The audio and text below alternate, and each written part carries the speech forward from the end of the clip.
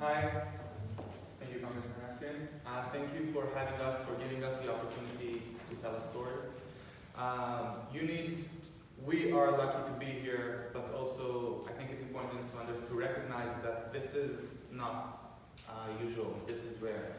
To see young Israelis and Palestinians share a room, share a stage, it's part of us rewriting our story.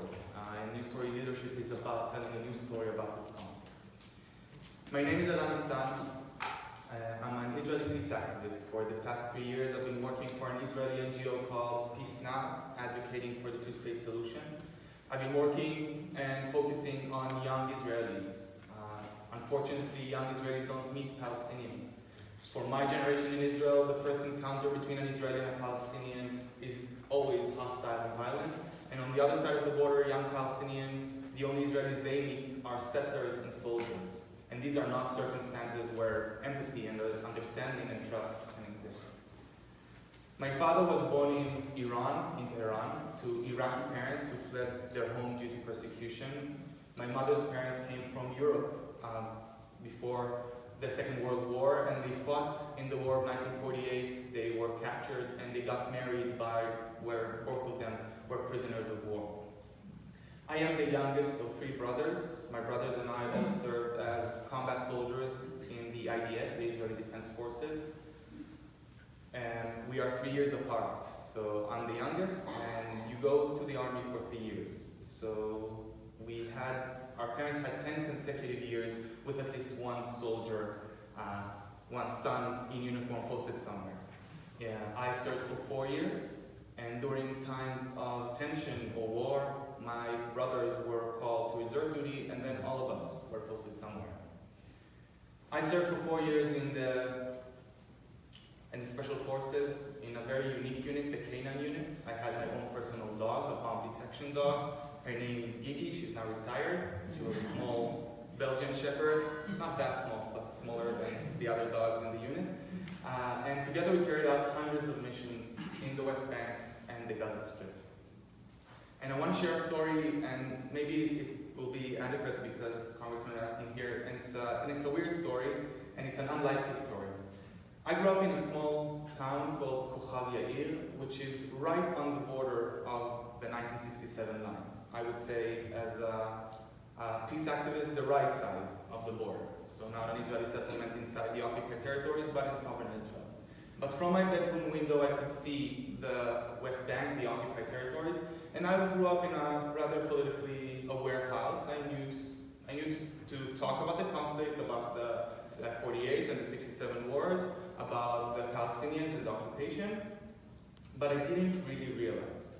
And then I joined the army and I did my training, a really, really hard training, long training, and finally I was allowed to go. I was professional enough, me and Gigi, and they said, we're going to send you to your first mission. And your first mission will be with a unit in the West Bank, in a small village near Kalkilia. And then I thought, Kalkilia is really close to Kochav Yair, to where I was born. So I felt this excitement about finally, for 18 years, 19 years, you grow up and they tell you a story about the Palestinians are the enemy and there's terrorism and you need to defend and we need to defend our homeland. This is the story that young Israelis grow up into, and part of it is true, and I will get to the other part in a bit.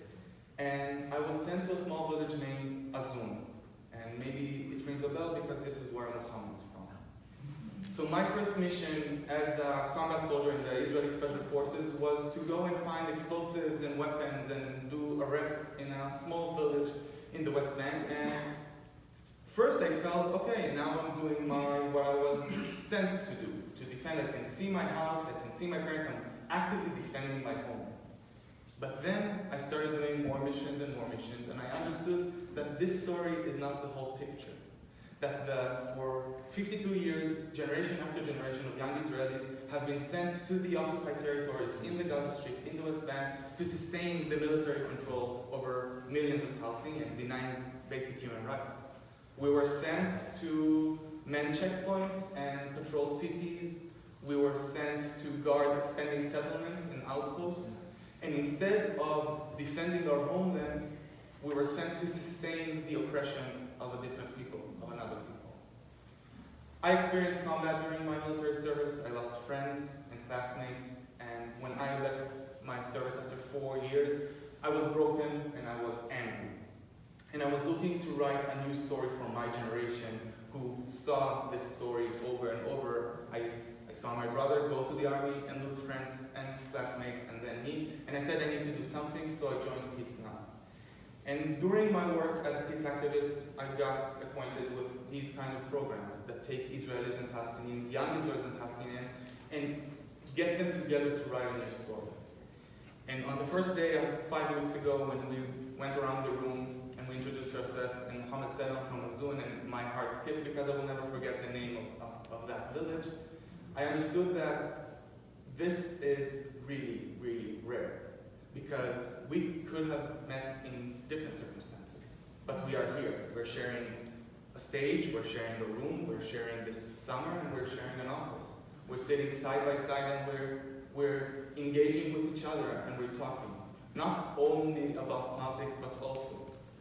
And doing this conversation, an Israeli and Palestinian that grew up 10 minutes from each other, and maybe we've met and we don't know, but we're meeting now in Congress. This is the power of these kind of programs. Because too often people are talking about us without us. And this is our opportunity to rewrite our story and tell you our story, our shared story of a generation that is not as divided but disconnected.